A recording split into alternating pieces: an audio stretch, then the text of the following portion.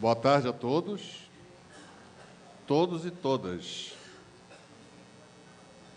Encontraram os restaurantes? Resolveu de uma maneira agradável?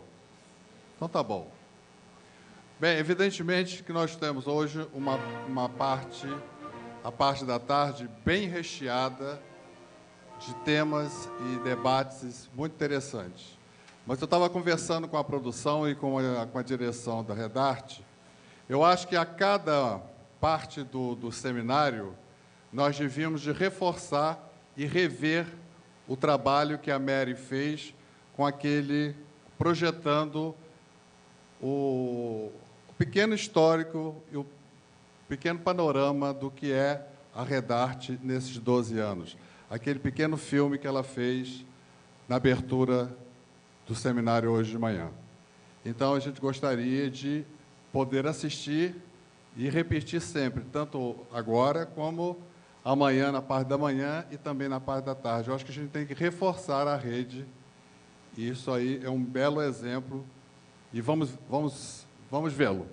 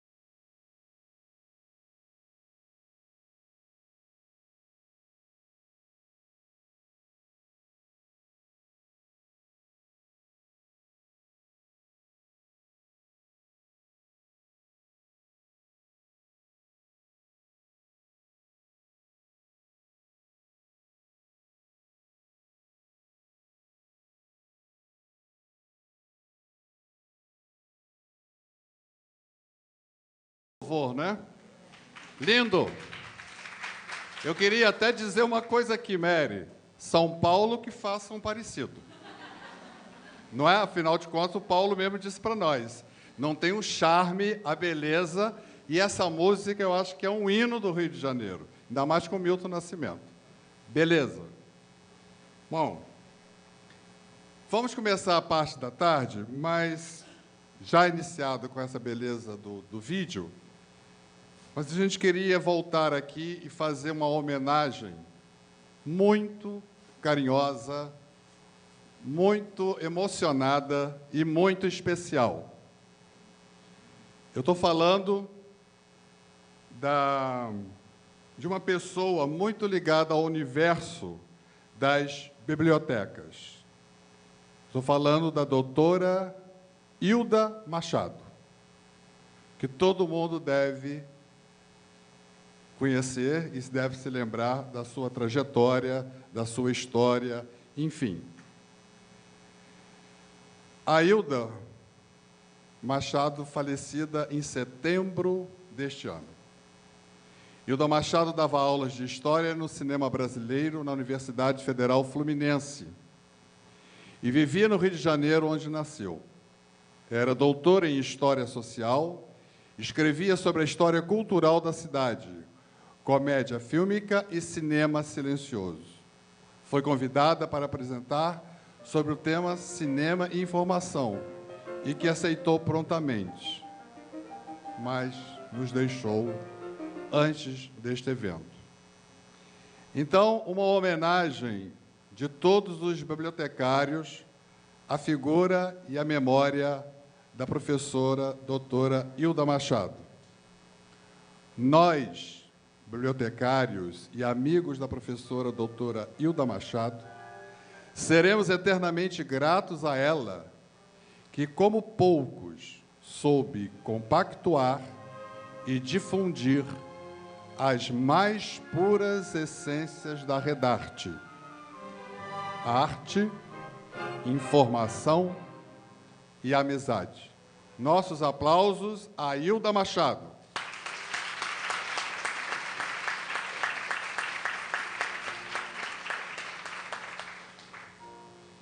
Bom, depois desse momento de emoção, vamos apresentar o segundo módulo. E este segundo módulo traz temas extremamente interessantes: biblioteca, cinema e arte. E nós convidamos a mediadora Dolores Pérez e os palestrantes Ana Virgínia Pinheiro, Maria Cecília Soubia e João Luiz Vieira, que nos garantiu que estará aqui às 15h25. Eu gostei, vamos ver se realmente ele estará às 15h25, porque ele tem compromisso na universidade. Então, vamos receber a Dolores Pérez, Ana Virgínia Pinheiro e Maria Cecília Soubia.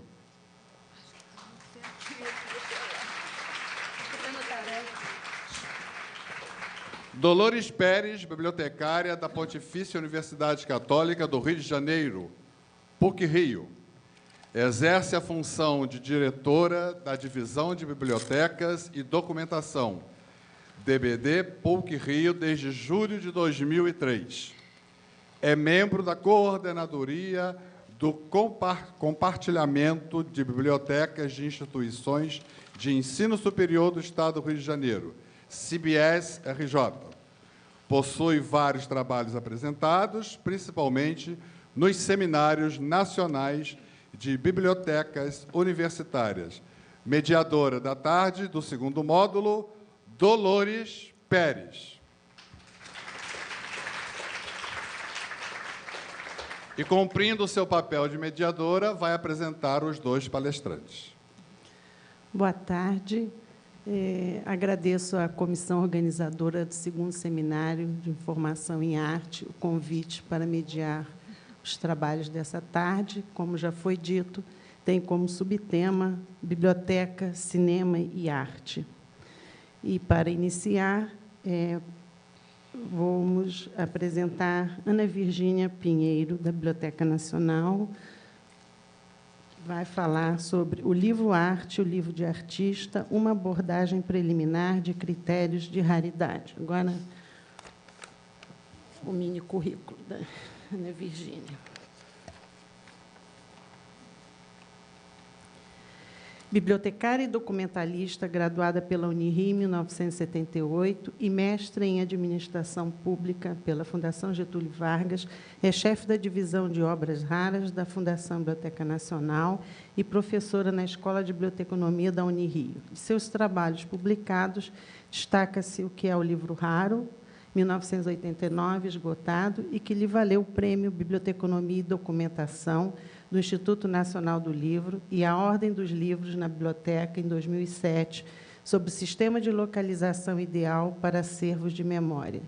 Dedica-se a pesquisas sobre a formação e desenvolvimento da Real Biblioteca, o acervo básico histórico da Fundação Biblioteca Nacional e a estudos sobre colecionismo bibliográfico, envolvendo a avaliação intelectual e patrimonial de bibliotecas. Publica nas áreas de biblioteconomia de livros raros, formação e gestão de coleções bibliográficas especiais, documentação, bibliologia, codicologia e memória da ciência. Então, a Ana Virgínia está com a palavra para a apresentação do seu trabalho.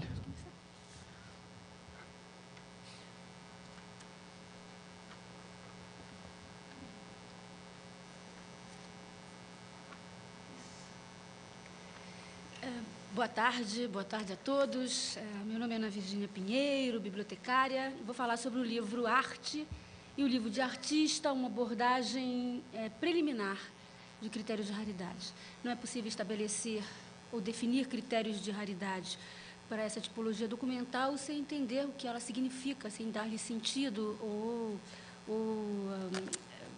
identificá-la especificamente. Afinal, o que é um livro de artista? O que é um livro de arte? Poxa, ficou pequenininho, não sei se dá para todos lerem, né? Mas esse texto que aí está é uma reprodução que saiu publicada em Tendências do Livro de Artista no Brasil, no catálogo de uma exposição que aconteceu no Centro Cultural São Paulo, em 1985, que reza o seguinte: alguém pergunta o que é um livro de artista? A resposta: um livro de artista. Você considera este seu trabalho um livro de artista? Não, ele é um livro de artista. Então, para você, um livro de artista não é um livro de artista? Não foi o que eu disse. Então, para você, um livro de artista é um livro de artista? Também não foi o que eu disse. Então, para você, um livro de artista é e não é um livro de artista? Também não foi o que eu disse. Então, o que foi que você disse? O que você me perguntou? Perguntei o que é um livro de artista. Um livro de artista. Você considera este seu livro um livro de artista? Não, ele é um livro de artista. Então, para você, um livro de artista não é um livro de artista, não foi o que eu disse, e segue assim, terminavelmente, né? E nós ficamos no impasse, permanecemos no impasse, até porque a literatura sempre deixa muita dúvida, né? Bom, em princípio, um livro de arte é o ponto de partida de um livro de artista, que é, por sua vez, um tipo de livro que deixa de lado o aspecto de suporte de textos para alcançar o estatuto de obra de arte eminentemente visual. No âmbito da biblioteconomia de livros raros, por exemplo, o livro dos séculos XV ao XVII, como objeto produzido artesanal e artisticamente, é um livro-arte. Enquanto que o livro ilustrado dos séculos XVIII ao XXI, desde que caracterizado pela predominância de imagens sobre o texto e pela intenção de dar titularidade ao artista, é um livro de artista. A relação entre o livro e o artista é tão antiga quanto a própria história do livro e está bem documentada nos manuscritos medievais através de páginas miniadas e iluminadas sobre pergaminho. Aí vai um exemplo de um livro de horas manuscritos miniado e iluminado do século XV. A expressão miniado vem de miniatura, que significa que ele foi colorido artesanalmente, e iluminado são os efeitos de prata ou ouro, ou prata e ouro, que são impostos ao desenho, né? Diferença entre iluminura e miniatura. Miniatura é cor, iluminura é efeito de luz, através de prata ou ouro. Outro livro de horas, miniado e iluminado do século XV. Aí são uma página à esquerda e à direita a ampliação do detalhe da imagem. Os dois exemplos são do acervo da Fundação Biblioteca Nacional. Livros de horas manuscritos. Esses livros explodiam em cor e luz, exemplares únicos produzidos sob encomenda e que hoje constituem joias da coroa de coleções em todo o mundo. Livro de arte, ou livro-arte, pode ser.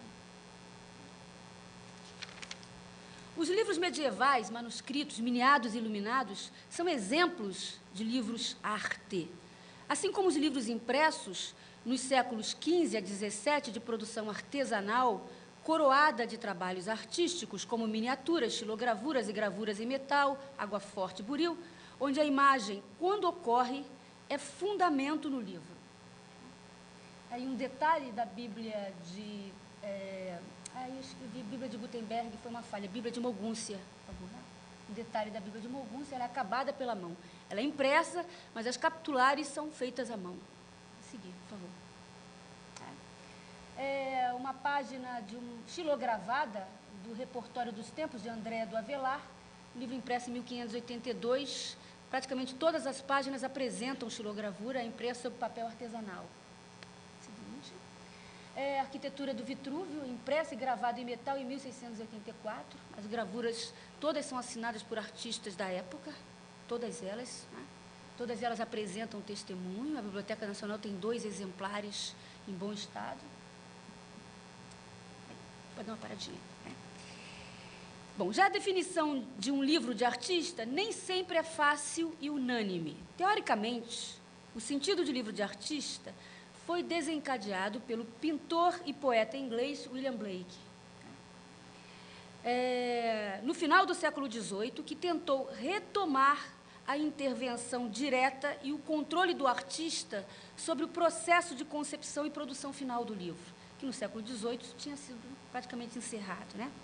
Como ocorria com a produção do livro-arte medieval e como ocorria na produção do livro-arte dos séculos XV, impresso dos séculos XV, XVI e XVII, notadamente. Poeta, pintor e ilustrador inglês, muito à frente de seu tempo, William Blake desenvolveu um método para ilustrar suas poesias, denominado impressão iluminada ou iluminuras impressas, onde utilizava uma mesma matriz de cobre para desenhar e imprimir o texto de seus poemas. Utilizando o processo de impressão iluminada, produziu, com a assistência de sua mulher, Catherine, uma edição de seus poemas, Contos da Inocência. Catherine imprimia, coloria as imagens e encadernava os volumes. Mais tarde, publicou Cantos de Experiência, em 1794. Nos 2 trabalhos, ele ressalta a beleza da natureza confrontada com o materialismo. Ao longo de sua vida, Blake fez 580 ilustrações e gravuras para vários editores, destinadas a obras de índole diversa. Livros de orações, livros de poemas, livros para crianças, narrativas de viagens, estampas artísticas ou por encomenda de clientes particulares. Observem bem, essa imagem que aí está reproduzida é uma imagem da segunda metade do século XVIII. Blake deu ao livro um sentido diferente do praticado até então. No livro, para Blake, a imagem é o tema central e não acessório, diferentemente da maioria das publicações escritas, que encontram no aspecto visual um complemento àquilo que se quer transmitir. No século XIX e XX, o desenvolvimento das técnicas de reprodução, como a litografia e fotogravura, contribuiu para que artistas colaborassem ativamente na realização de livros, como, por exemplo, o pintor francês Pierre Bonnard, cujas litografias ilustram poemas de Paul Verlaine, numa obra publicada em Paris, em 1900. Aliás, nas primeiras décadas de 1900, o livro foi um dos suportes privilegiados da colaboração entre os artistas plásticos. Nas décadas de 60 e 70 do século XX, o livro passou a ser utilizado pelos artistas das vanguardas. Este uso, um fenômeno que começou nos anos de 1960, caracterizou o livro de artista também como um livro-objeto. Pode passar. Os livros-objeto não se prendem a padrões de forma ou funcionalidade. Extrapolam o conceito de livro, rompendo as fronteiras comumente atribuídas aos livros de leitura para se assumirem como objetos de arte. São objetos de percepção, normalmente são obras raras, muitas vezes únicas ou com tiragens extremamente reduzidas. Nos anos de 1980, o livro-objeto foi desenvolvido como um não-livro, ou seja, um objeto artístico em forma de livro, mas destituído de toda a sua função literária. As técnicas utilizadas eram as mais diversas: desenho, colagem, pintura, gravura, fotocópia, escultura. Seus formatos e materiais variavam muito: papel, madeira, metais, cerâmica. A categoria artística, que reúne o livro de artista e o livro-objeto, foi construída no século XX e ainda não está definida, tanto que há certa confusão entre um formato e outro. A certeza comum é que o livro é o suporte, na forma do livro de artista ou na memória que fundamenta o livro-objeto.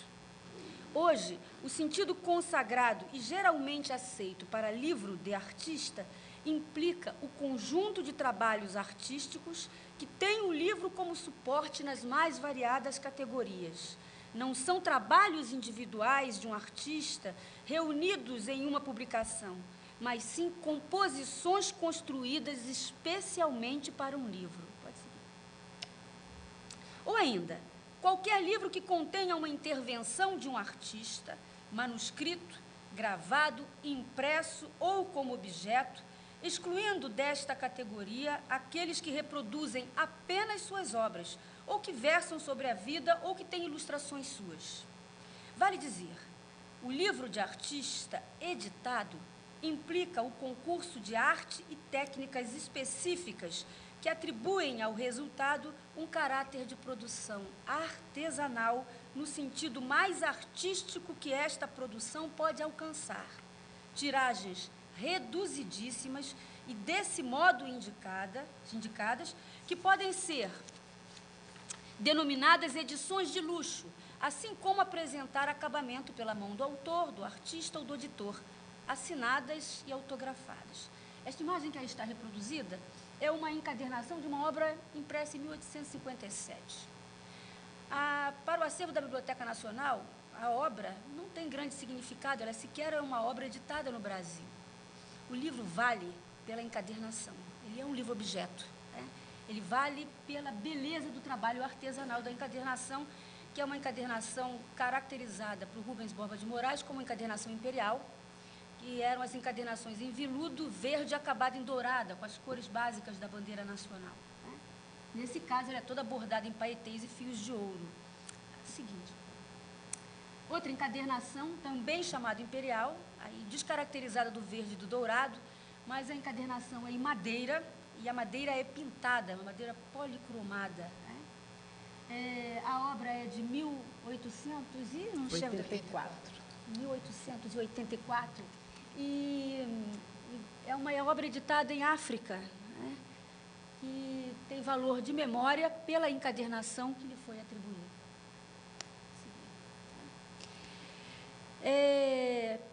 Paulo Silveira, em seu A Página Violada da Ternura à Injúria na Construção do Livro de Artista, publicado em 2001, considera a designação livro de artista como unificadora daquilo que é um produto da arte contemporânea, construído deliberadamente a partir de um suporte pré-existente, o livro, que é o seu protótipo, e ao qual louva ou faz contraposição crítica. A página e a estrutura podem ser enaltecidas ou sofrer todas as possibilidades de injúria e objeção, até alcançarem o estatuto da escultura e abandonarem a condição objetiva de livro. Então, para Paulo Silveira, o livro de artista parte do livro tradicional. E um bom exemplo a gente pode ver aí. Esse é o Moradas, é um livro de artista de Arlindo da Iber, que data de entre 1989 e 1992, o seguinte, por favor.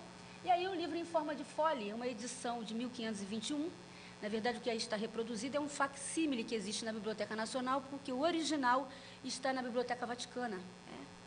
Um livro em forma de folha. Dá para voltar? Volta só para ver de novo. Pode ir adiante mais uma vez. Pode seguir. Segundo Paulo Silveira, a categoria livro de artista é composta por um grande, variado e algumas vezes agressivo conjunto de obras que frequentemente tematizam sua condição. Para Paulo Silveira, ainda, a dificuldade de identificar um livro de artista que consolide o sentido unificador que ele propõe é fácil, pode ser superada apenas por um único procedimento. Segundo esse autor, basta pegá-lo nas mãos. E o próprio livro afirmará sua condição. Ele se imporá como tal. O gesto de abrir o livro é o gesto do livro de abrir os olhos e enxergar. Para o autor, o livro de artista se manifesta, ele explode diante do seu olhar. Reiterando, nesse contexto, a ação que compete à biblioteconomia de livros raros, tanto o livro arte como o livro de artista devem ser considerados prioritariamente em sua materialidade. Obviamente, não desconsiderando o seu conteúdo, porque livro é sempre conteúdo e continente. Tá? A multiplicidade de materiais que caracterizam esses livros, o livro de artista e o livro arte, atribuem-lhe também o caráter de bem a ser preservado. Tá? E volta só um instantinho. Aí vai um exemplo de uma obra impressa, né? Com a obra de Margaret Mead, que é uma edição numerada e assinada pelos editores, que no caso é a Fundação Margaret Mead. Tá? E as nossas bibliotecas estão cheias de exemplos dessa natureza que são caracterizados como livro de artista. Como para identificar um livro de artista é fácil, se ele for visto e tocado, eu quero convidá-los, por indicação da Cecília, da Biblioteca do Centro Cultural aqui, Banco do Brasil, amanhã, visitar a biblioteca, onde vocês poderão ver a coleção monumental que existe aqui no centro, de livros de artista ou livros arte, né, se alguns preferirem. Ok, obrigada.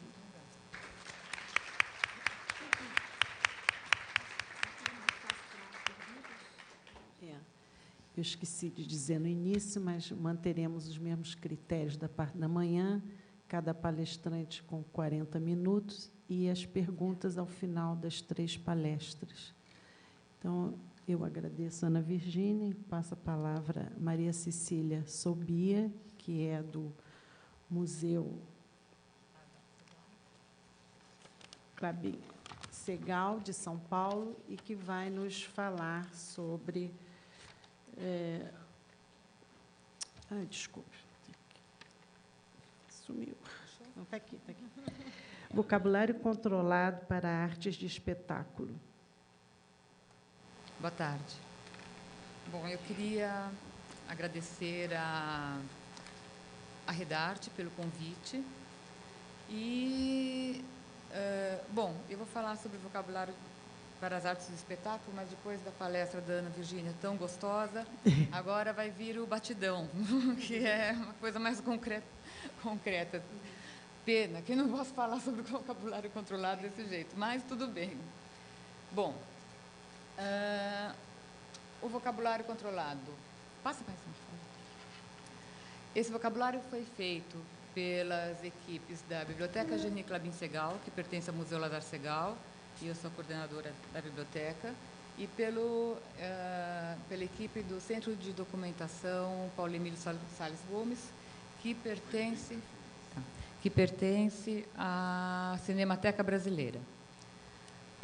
Outras instituições também entraram na confecção desse vocabulário. No primeiro momento, foram essas 2 instituições e que ainda hoje fazem a revisão e atualização do vocabulário. A Biblioteca Geni Clabin Segal tem a sua especialidade nas artes de espetáculo. Então, teatro, dança, ópera, circo, cinema, rádio, televisão, além de fotografia. E a Cinemateca Brasileira é especializada em cinema e televisão, certo? Como foi que aconteceu isso? Bom, as 2 bibliotecas sempre trabalharam muito cooperativamente por conta das mesmas especialidades, ou pelo menos uma parte das especialidades em comum, e também por conta de uma proximidade geográfica, além de tudo, funcionários da Biblioteca Geni Clabin Segal, em alguns momentos trabalharam na Cinemateca e vice-versa. Então, a gente tem uma proximidade muito grande e, por conta disso, nós sempre procuramos trabalhar em conjunto, porque era uma coisa que dava um resultado melhor. Então, a partir de 86, a Helenice de Castro, da Cinemateca Brasileira, e eu fizemos a tradução da lista de cabeçalhos de assuntos da FIAF. A FIAF é a Federação Internacional de Arquivos de Filmes. Então, fizemos essa tradução, que demorou um bocadinho, mas nós sentíamos uma dificuldade, que era justamente a adaptação dessa listagem para os assuntos brasileiros, porque não era uma coisa, era uma listagem em inglês que atendia às necessidades da FIAF e não as nossas especificidades. Então, a partir de 1990,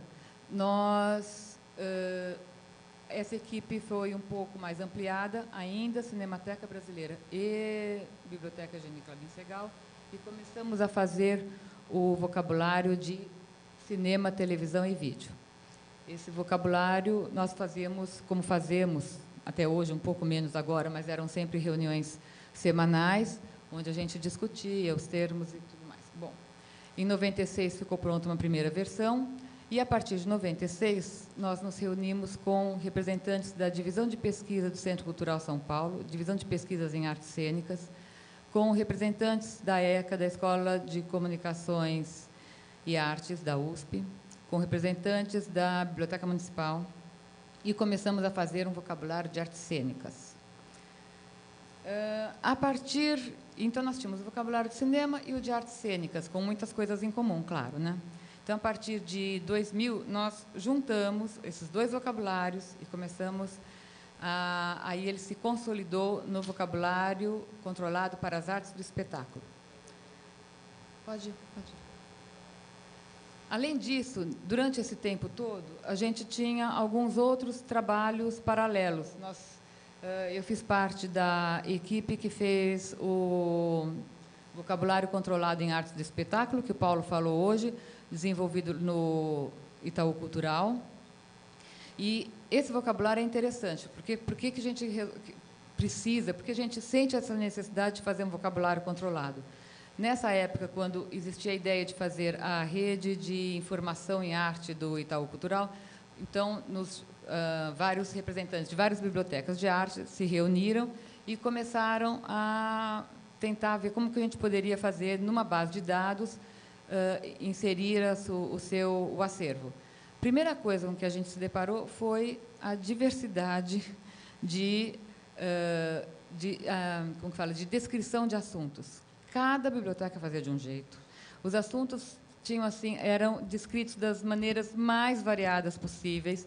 Então, essa foi a primeira necessidade que nós sentimos, já naquela época, que também começou em 88.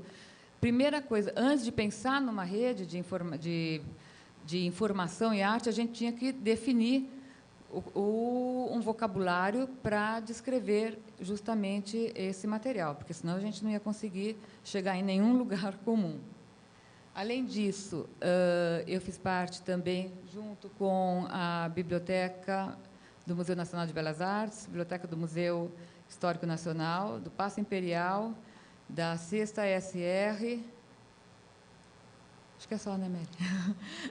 E a Biblioteca Geni Clabin Segal.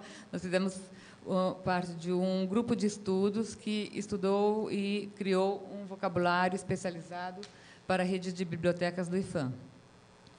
Em junho, agora, de 2007, houve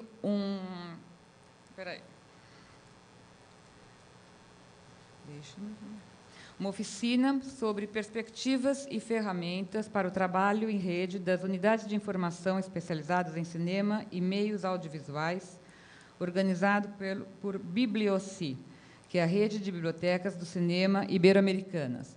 Essa oficina aconteceu em Bogotá, em junho de 2007. Dessa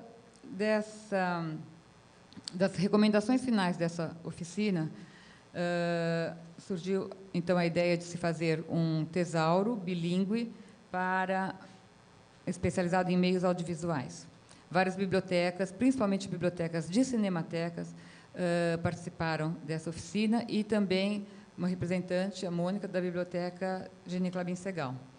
Então, foi criada uma comissão que vai justamente começar a elaborar esse tesauro. Os representantes dessa comissão são Cinemateca Cubana, Arquivo Fílmico de Bogotá, Filmoteca Espanhola e Biblioteca Geni Clabin Segal. E o primeiro passo para a elaboração desse tesauro vai ser a versão para o espanhol do vocabulário controlado para as artes de espetáculo. Porque aí você já tem um trabalho que, vertido para o espanhol, já pode dar um outro... Pode crescer no sentido de fazer realmente um tesauro, porque o nosso é um vocabulário, né? Bom, pode mudar. Aí é que temos. Então, o que nós tínhamos na biblioteca? O usuário que pesquisa na linguagem natural e pode utilizar várias formas para indicar um só assunto. E nós, como profissionais da informação, que teríamos que traduzir e sintetizar esses assuntos todos em um conceito conciso, controlado, para que a linguagem do usuário coincidisse com a nossa linguagem de indexador e vice-versa, certo? Então, linguagem documentária, que é um instrumento de controle terminológico que atua em 2 níveis: na representação da informação obtida, pela análise e síntese do texto, e na formulação de equações de busca por parte do pesquisador. Metodologia que nós seguimos. O nosso trabalho, a princípio, foi muito intuitivo, muito calcado na experiência, na nossa prática, mas isso se revelou de uma maneira muito eficaz, e, de qualquer maneira, a gente fica muito feliz porque esse trabalho intuitivo e meio pragmático, ele vai sempre ao encontro de um arcabouço teórico que, na época, nós não tínhamos, mas essa intuição se revelou muito eficaz. Então, o que nós fazíamos? Fazíamos a seleção e análise dos documentos encontrados na nossa literatura cotidiana. A partir daí, nós fazíamos um cotejamento, uma comparação dos cabeçalhos adotados com os cabeçalhos encontrados em fontes documentárias, com os termos de busca utilizados pelos usuários. Nós temos como que eu posso dizer? A gente tem um feedback muito grande dos usuários. A gente faz o atendimento, normalmente na biblioteca, todo o usuário, todo frequentador que entra, ele é orientado em como fazer a busca pelo vocabulário, como fazer a busca na base de dados, anteriormente, como fazer a busca nas nossas fichas catalográficas. Então, a gente tinha esse retorno do usuário para saber se o termo que nós havíamos adotado realmente ia ao encontro da necessidade dele ou não. Quando não ia, nós mudávamos, porque a gente tem sempre que ter esse diálogo com o usuário. Depois, nós fazíamos a seleção e a conceituação dos descritores, quando era necessário, e o estabelecimento das relações lógico-semânticas, que eram as hierárquicas, associativas e relações de sinonímia ou de equivalência. Além disso, nós sempre consultávamos, e consultamos ainda hoje, fontes bibliográficas especializadas, que são essas fontes que vão nos dar o respaldo do descritor escolhido, certo? Sobre o descritor escolhido. E a revisão e atualização, que são regulares, acontecem, às vezes, você tem o vocabulário crescendo de uma maneira mais rápida, então essas revisões acontecem mais a miúde, outras vezes ele cresce de uma maneira mais devagar e você espaça a revisão. Mas essa revisão e atualização tem que acontecer sempre. O vocabulário é uma obra que não vai terminar nunca. Ainda bem, né? E por quê? Porque a gente tem que acompanhar o dinamismo da área. Temos que incorporar as mudanças de linguagem, os conceitos de uso recente. E, assim, novos termos sempre estão surgindo, novas relações se estabelecem, antigos termos ganham novos significados ou ainda desaparecem como termo de pesquisa. A gente tem, por exemplo, cinema negro. Nós sempre usamos cinema negro, só que hoje em dia a gente usa cinema afro-brasileiro ou cinema afro-americano. Por quê? Nos anos 70 e 80, o conceito de cinema negro tinha uma afirmação, uma carga política mais centrada na militância, na afirmação da raça. Hoje em dia, existe uma acepção mais centrada no caráter de etnia, de cultura, então as coisas vão mudando. E a gente utiliza, muitas vezes, nós ainda utilizamos cinema negro, porque você não pode colocar um cinema afro-americano nos documentos da década de 70, porque eles têm toda uma abordagem que é diferente da de hoje. Então, mas o que a gente tem que fazer sempre é relacionar. Nunca pode esquecer. As remissivas têm que existir, as notas de escopo têm que existir, porque você tem sempre que relacionar um termo com o outro e não deixar o leitor perdido sem saber por que usou hoje dessa maneira e ontem daquela maneira, certo? Deixa eu ver. Passa mais.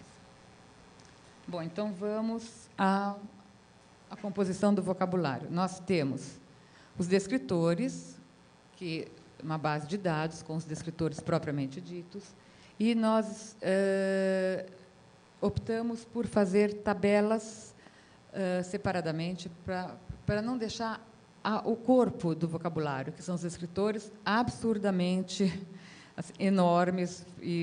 Então, a gente tem a tabela de área de especialização, que, no nosso caso, teatro, cinema, circo, televisão, são as nossas áreas de especialidade da biblioteca.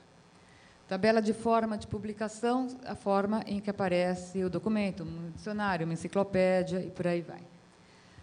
Tabela geográfica, essa tabela reúne os países, cidades, regiões, acidentes geográficos, tudo isso.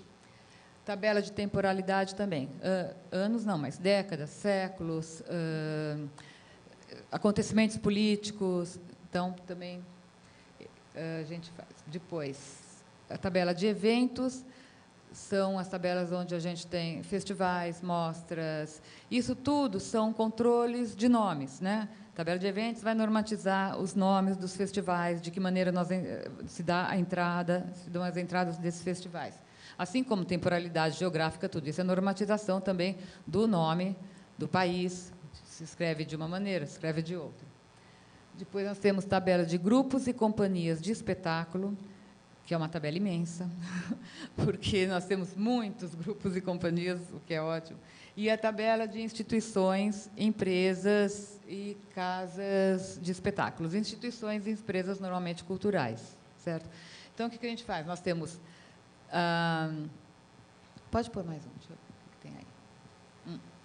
Bom, o vocabulário é apresentado com a nomenclatura em inglês, então, broader term, narrow term, related term, used for e scope note. A gente usa essa nomenclatura em inglês, partimos para esse uso desde o início, era uma nomenclatura internacionalmente aceita, e continuamos. O arranjo é hierárquico, claro, com todas as relações. Esse arranjo hierárquico é muito importante porque ele contextualiza o termo e aí a gente consegue ter uma maior precisão na escolha dos escritores. Então, o que é um termo genérico, um termo específico, relacionado, etc. Aí fazemos justamente para esse arranjo hierárquico o estabelecimento das relações lógico-semânticas. As notas de escopo ou de uso, nós usamos sempre que... Deixa eu achar. Aqui. Subsiste uma dúvida quanto à interpretação do escritor ou o termo não tem um significado suficientemente preciso ou unívoco, quando a intenção de restringir o campo semântico desse descritor, limitar sua aplicação ou indicar sua função, quando o termo é novo ou pouco frequente na literatura, ou ainda quando é necessário dar o significado de abreviaturas e siglas. Certo? Pós-coordenação. Inicialmente, nós começamos a fazer, bem no início da tradução da listagem de cabeçalho de assuntos, começamos a fazer o vocabulário com termos pré-coordenados, o que se revelou nada, como falo, aplicável quando você começa a fazer a catalogação informatizada. Na realidade, o que a gente estava fazendo era uma transposição das nossas fichas catalográficas para o vocabulário controlado. A partir do momento que nós começamos a indexar o material, os documentos, em base de dados, nós já percebemos que isso não podia dar certo, porque você começa a repetir. Então, você tinha um assunto na área de cinema, o mesmo assunto na área de teatro, o mesmo assunto na área de TV, e aí você vai repetindo sempre o mesmo assunto, porque você tem que pré-coordenar com as áreas. Então, nós fizemos nós simplesmente